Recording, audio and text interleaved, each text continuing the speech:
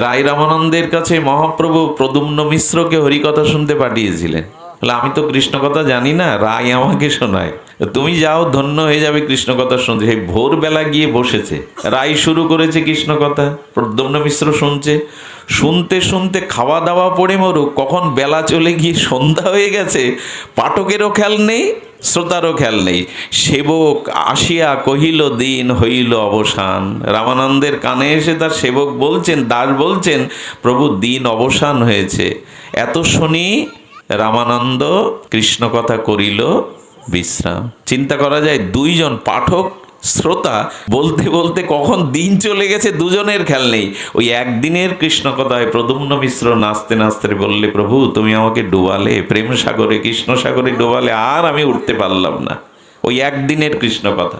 তাড়াহুড়ো কেন, এত অস্থিরতা কেন? বাড়ি গিয়ে তো সেই খাওয়া দাওয়া, স্ত্রী পুত্র, নানান চিন্তা মাথার মধ্যে। তার মানে এই বুদ্ধি করে আমি আপনাদের বসিয়ে রাখছি না বেশিক্ষণ, আমিও ছেড়ে দেবো, একটু মোহ কমাতে হবে।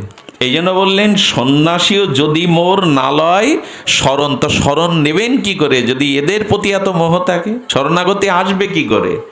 গজেন্দ্র বাচ্চাকে স্নান করাবে বলে হাতির ছোট ছোট বাচ্চাকে সুর দিয়ে গভীরে সরোবরে গিয়ে স্বচ্ছ জল নিয়ে কুমির এসে আক্রমণ করলো। আচ্ছা, এই গজেন্দ্র, শুনছো তোমা, এই গজেন্দ্র লেখাপড়া জানে? হাতি লেখাপড়া জানে? স্কুলে গেছে?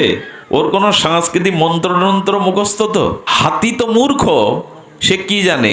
কিন্তু সরোবরের একটা পদ্ম অবশিষ্ট ছিল, ওইটাই তুলে সুর তুলে ভগবানের নাম জানে না। বললেন, হে প্রভু আমি তোমার শরণাগত, তুমি আমায় রক্ষা করো, এইটুকুই। কি করেছেন নারায়ণ?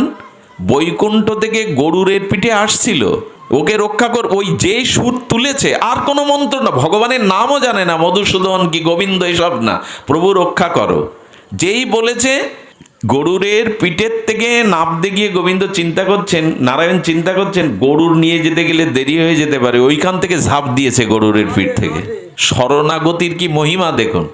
শরণ নিয়েছে, তার কারণ দেখলো আমার পাটা কুমির যখন আটকেছে, আমি আমার পুত্র কন্যা স্ত্রী যারা ছিল, সজ্জন বন্ধু কুটুম্ব, তারা দেখলো সন্ধ্যা হয়ে আসছে, আর কুমিরের শক্তি জলে হাতির থেকে বেশি, আমাদের ওনাকে আর বাঁচানো যাবে না, আমরা বাঁচি।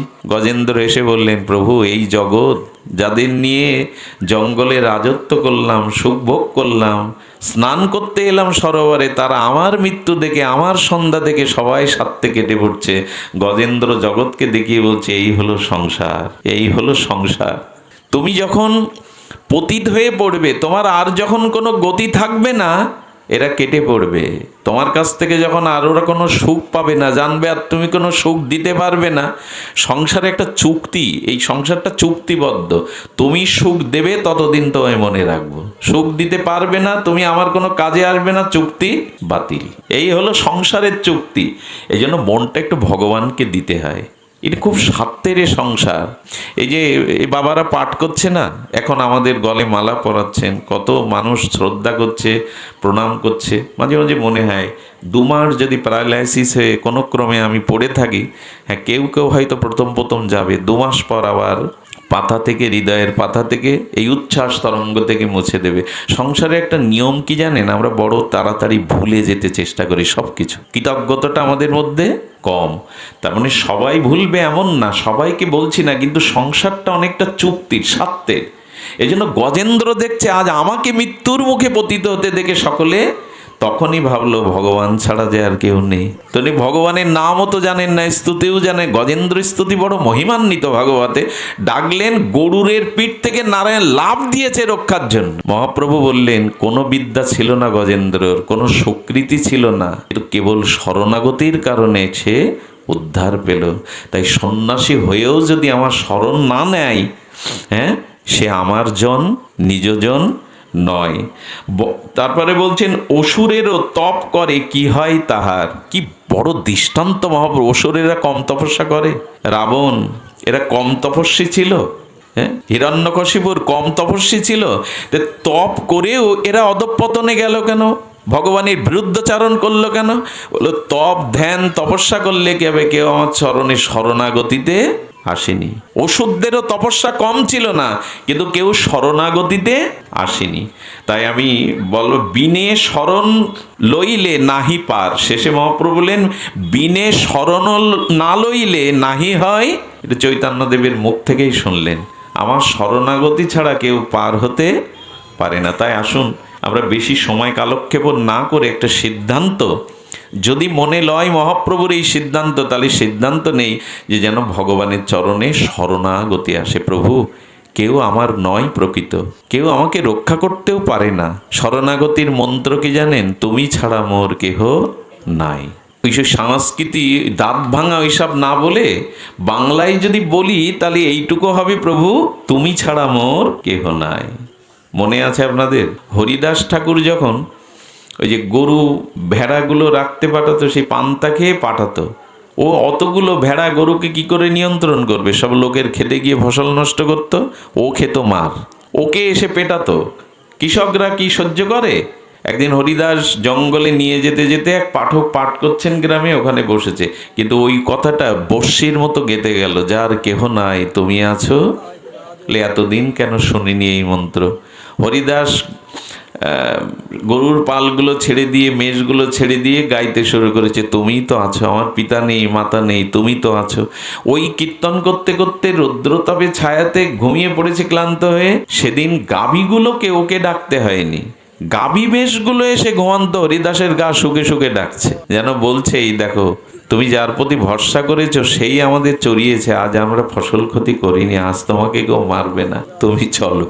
সেই দিন হরিদাস ঠাকুর ওগুলো মালিকের কাছে রেখে ওই দিন চলে গিয়েছিল, যে একদিন কেবল তার স্মরণ নিয়েছি, আজ কোনো ক্ষতি করেনি, আমাকে কেউ গালি কলঙ্ক প্রহার করেনি, যার কেহ নাই তুমি আছো তার।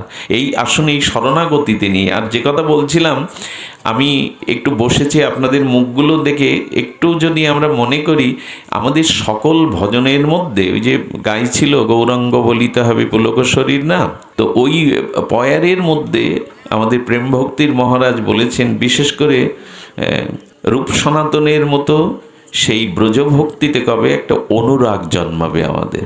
অনুরাগটা সামান্য একটু লীলা কথা, এক বিন্দু কণা সিন্ধুতে। চলুন আমরা ব্রজের রসটা একটু সামান্য নিয়ে নিই, সখ্য এবং সখী রস, এই দুটো রস, সখীদের মাধুর্য রস আর সখাদের সখ্য রস, দুটি সামান্য। দাদা যদি ব্যস্ত থাকেন তাহলে আপনি বিশ্রাম নিতে পারেন, তাই বলছি, সারাদিন তো কর্তব্য থাকে। তো শুনুন, আমি সামান্য দুটি একটু গ্রন্থ সামনে, যেটা তার সম্মানের জন্য এই কথা আসা উচিত, সখ্য রসটা একটু সামান্য শ্রবণ করি। এই ভালোবাসায় ভগবান আপনার আমার কাছে চেয়েছেন। শ্রী গুরুদেবও নির্দেশ দিয়েছেন, শ্রীধাম বৃন্দাবন যুগল ভজন ধন মোহে করালো উপদেশ। আর স্বর্গস্বামীরা বৃন্দাবনে সর্বোচ্চ ত্যাগ তিতিক্ষার দ্বারা, তাদের গ্রন্থ রাজির দ্বারা, তাদের ভজন অনুভূতির দ্বারা এই কথাই জগৎকে জানিয়েছেন, ব্রজভক্তির কথা, যুগল ভজনের কথা, রাগ ভক্তির কথা। এটাকে অস্বীকার করার কোনো উপায় নাই, এটাকে অস্বীকার করতে গেলে বড় ভুল হয়ে যাবে, মহাপ্রভুর অবদানকে বড় খাটো করে দেখা হবে। কারণ রঘুনাথ দাস গোস্বামী বলেছিলেন, যারা রাধারানীকে বাদ দিয়ে, সখীকে বাদ দিয়ে এক গোবিন্দের উপাসনা করে, এরা কপটি, এদের মুখ আমি কোনোদিন যেন না দেখি। এত বড় কথা বলে দিয়েছে। যারা করুণাময়ী প্রেমময়ী রাধারানীকে বাদ দিয়ে এক গোবিন্দের একাকী কৃষ্ণের উপাসনা করতে চায়, এরা কপটি, এদের বদন যেন আমি কখনো না দেখি। গোস্বামীপাদকে বলছেন, রঘুনাথ দাস গোস্বামীকে, তো কার মুখ দেখবে? বলে, যারা আমার যুগল উপাসনা করে, মাধুর্য ভজন করে, আমি তাদের চরণ ধৌত করে তাদের চরণ জল মাথায় নিয়ে পান করব। রঘুনাথ দাস গোস্বামী বলছেন, আমি তাদের চরণ জল করে, চরণ প্রক্ষালন করে সেই জল মাথায় ধারণ করব, পান করব। এই ব্রজভক্তির কথা লোভের শুনতে শুনতে লোভ এলেই জানলেন হয়ে গেল।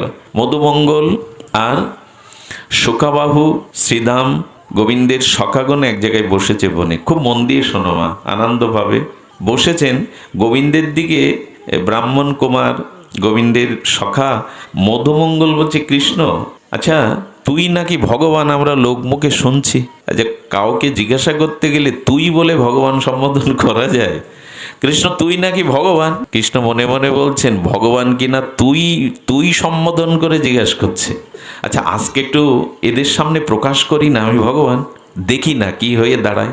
এরা তো তুই বলছে, তুই ভগবান কিনা, শব্দটা এইখানেই তুই।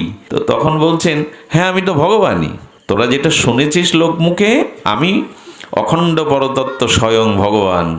এই যেই বলেছে মধুমঙ্গল এসে পিঠের দিকে দেখছে, বুকের দিকে দেখছে, ডান দিকে দেখছে, বাম দিকে দেখছে। কিরে এরকম করে কি দেখছিস? বলে তোর ভগবান কোথায় তাই দেখছি। পিঠে না বুকে?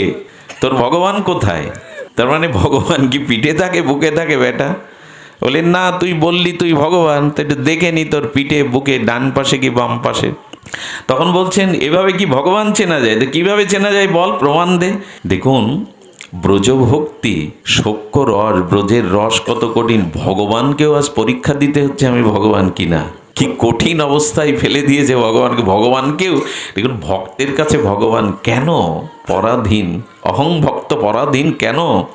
ভক্তির কাছে গোবিন্দ বশ হয়ে যায়। তখন বলছে দেখ সব থেকে প্রমাণ, 21 কিলোমিটার দীর্ঘ পরিমাণ গিরিরাজ গোবর্ধনকে আমি কনিষ্ঠ অঙ্গুলিতে এর ভগবান ছাড়া সম্ভব বল?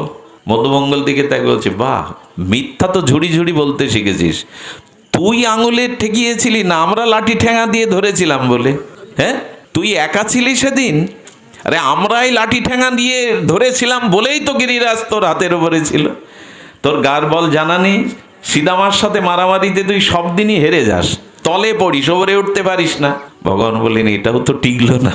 কি কি কঠিন পরীক্ষায় ফেলেছে, বলে এটাও তো টিকলো না। দেখুন এই প্রেমটাই চাই। ভগবানকে খুব বড় মনে করলে বাধা যাবে না, তার ধারের কাছে যাওয়া যাবে না। এই দেখুন কি করে বাধা যায় শক্কর আসে। বললেন আচ্ছা আর একটা প্রমাণ। গোবিন্দ তখন বেছে বেছে বলছেন দেখ আমার 6.5 দিন বয়স, আমি পুতনা বধ করলাম, এটাই প্রমাণ হয় ভগবান অত বড় রাক্ষসীকে। বলেন তাই নাকি? তুই মেরেছিস? বলি শোন, পুতনা ঘূর্ণিঝড় হয়ে ওপরে উঠেছিল, অত ওপর থেকে যে বেটা যে পড়ে সে বাসে এসে কখনো? ওই ওপর থেকে উঠে যে পড়ে দড়াম করে সে তো ওই পড়েই মরবে, তুই মেরেছিস। হ্যাঁ গোবিন্দ তখন গোবিন্দের তো বুদ্ধি কম না, বুদ্ধি কাটিয়ে বলছেন আচ্ছা 2 জন পড়লাম, একজন মরল আর একজন বাঁচলো, মানে আমি ভগবান? আমি মরিনি মানেই তো আমি ভগবান। একজন মরল আর একজন বাঁচলো, এতেই প্রমাণ হয় আমি ভগবান।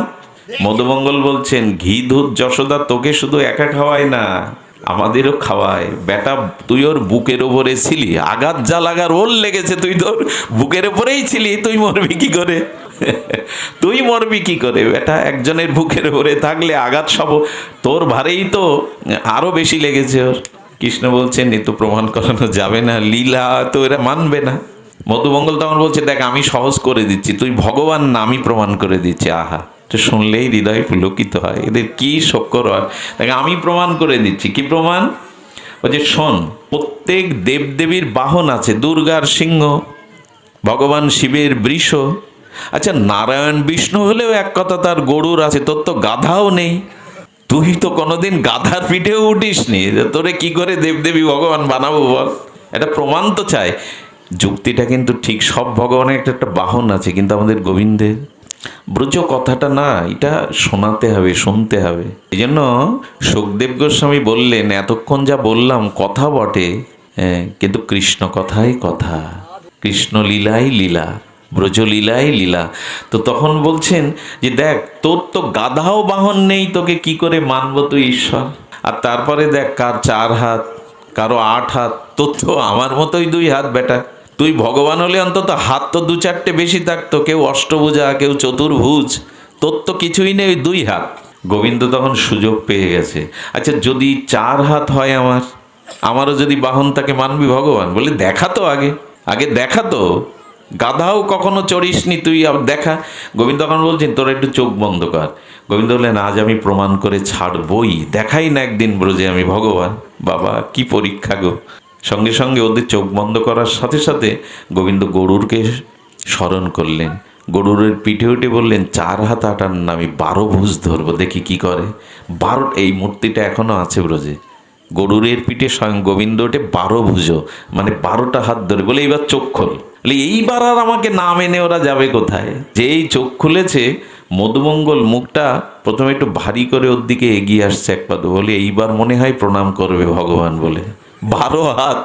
তারপরে গরুর পিঠে মধুমঙ্গল আস্তে আস্তে এসে ওর কান ধরেছে।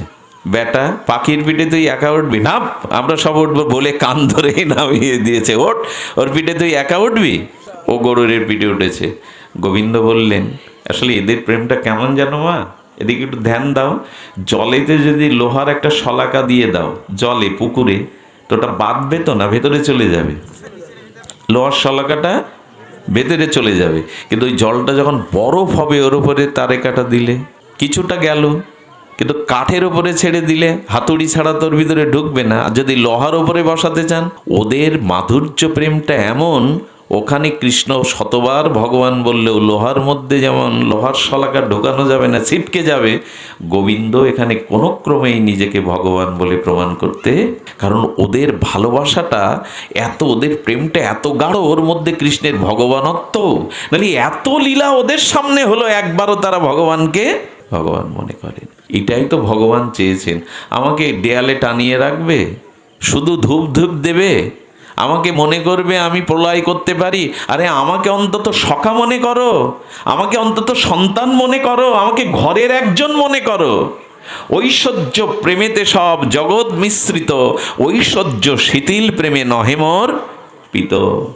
ঐশ্বর্য যারা আমাকে, আচ্ছা, খুব বড়োর সাথে খুব ছোটর প্রেম কখনো, যেখানে মর্যাদা আছে ওখানে ভালোবাসা জমবে না। একজন খুব বড় আর একজন আকাশে একজন পাতালে, প্রেম হবে কি করে? এই জন্য গোবিন্দ চেয়েছেন ব্রজের প্রীতিটা রসের, সাক্ষ্য দাস্য বাৎসল্য মধুরে, এর যে কোনো একটা ভাবের সাথে যুক্ত হয়ে আমাকে ভালোবাসো, তাহলে তোমার ভালোবাসাটা আমিও আস্বাদিত হব, তোমাকেও আমার করে নেব, তোমাকেও আমার করে নেব। কই সে ভজন আমাদের? শুধু ভগবানকে ওই ঐশ্বর্য জ্ঞানেই প্রভু তুমি রক্ষা করো। গোপীরা বলছেন, ব্রজবাসীরা বলছেন, গোবিন্দ আমাদের রক্ষা করবে কি, আমরাই তো ওকে রক্ষা করি।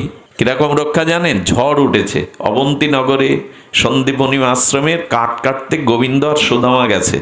তো যখন ঝড় উঠেছে, ডালপালা ভেঙে পড়ছে, তখন সুদামা বলছে, হ্যাঁ কথাটা আমার খুব লাগে।